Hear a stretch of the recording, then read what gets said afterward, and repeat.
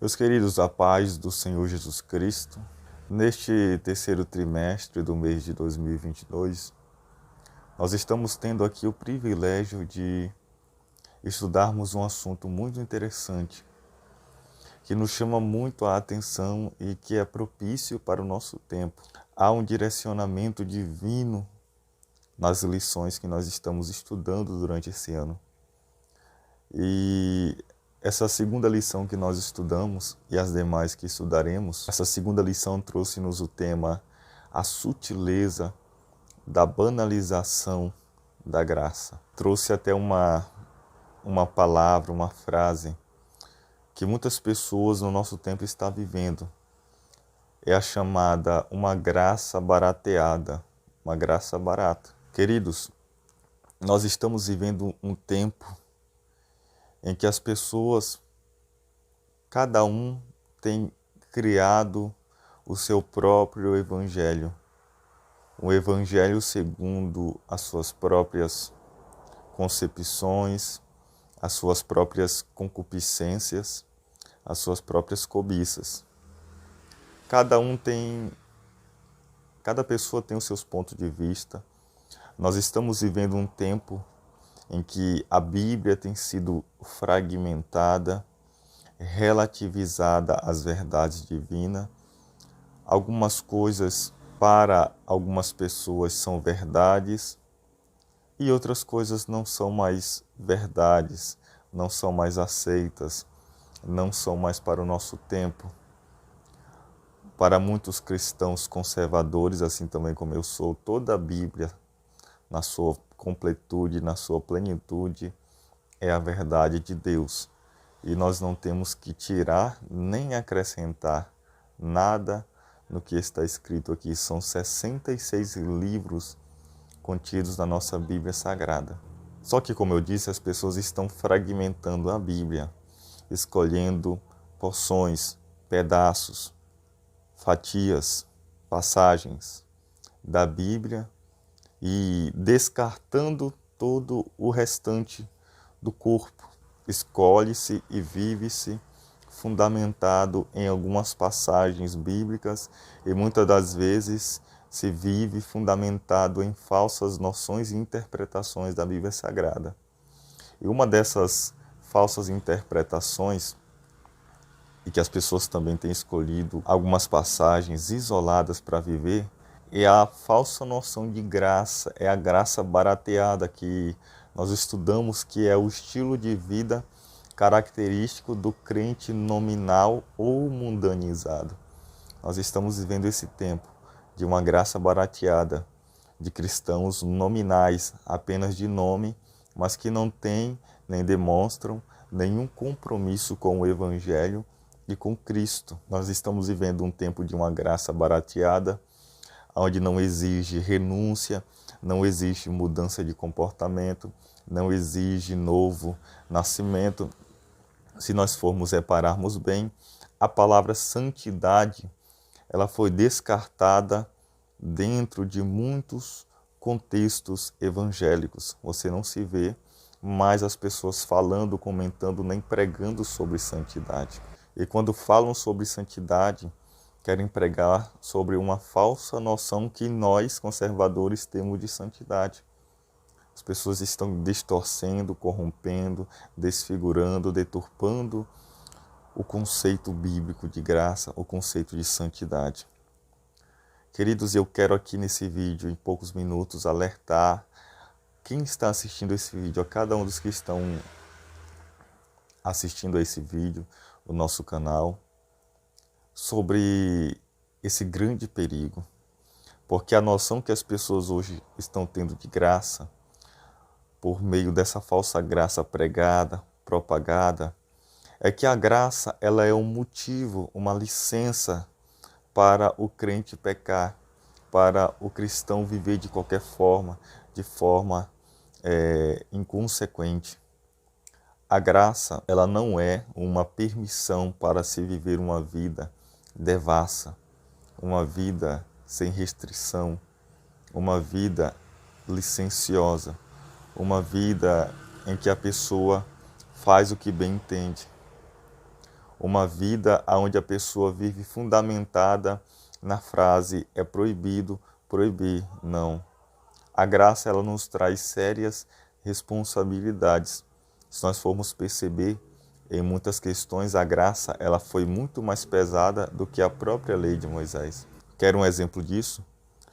Moisés permitiu as pessoas, o povo de Israel da antiga aliança, permitiu que eles se divorciassem. Na época da graça manifesta na pessoa do Senhor Jesus Cristo aboliu a carta de divórcio, aboliu o divórcio dentro do casamento, senão por conta da prostituição.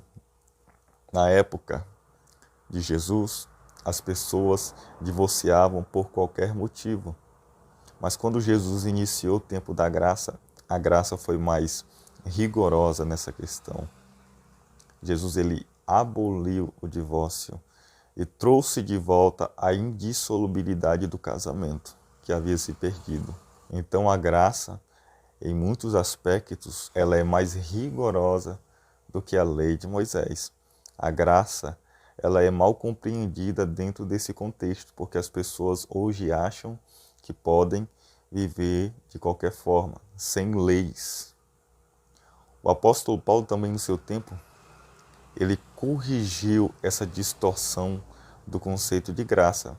Na Epístola aos Romanos, no capítulo 6, Paulo vai fazer uma pergunta: pecaremos, pois, porque não estamos mais debaixo da lei e sim da graça? O próprio Paulo vai responder: de maneira nenhuma. As pessoas na época de Paulo entendiam por não estarem mais debaixo da lei, eles tinham permissão para pecar, porque estavam debaixo da graça. E a noção deles é que a graça era uma permissão para viver de qualquer forma, na libertinagem. E muitas pessoas no nosso tempo de hoje têm confundido graça com libertinagem e têm vivido uma vida pecaminosa, uma vida dissoluta. Nós temos aqui exemplos de pessoas que se diz cristã, mas têm vivido essa falsa noção de graça. Por exemplo, Priscila Alcântara. Priscila Alcântara é um grande exemplo desse tempo de uma falsa graça, de uma graça barateada, de uma graça sem compromisso, de uma graça que é uma licença para o crente pecar. Ela fundamenta suas noções em apenas algumas passagens fora do contexto. Por exemplo, já vi Priscila Alcântara usar um texto das Escrituras onde Jesus diz que o que contamina o homem não é o que entra, mas é o que sai do coração, usando esse texto fora do contexto para tentar corroborar uma prática de fazer tatuagem no seu corpo ou de fazer qualquer coisa com o corpo, porque para ela, nas palavras de Jesus, o que contaminava o homem não é o que ele faz pelo lado de fora, mas é o lado de dentro.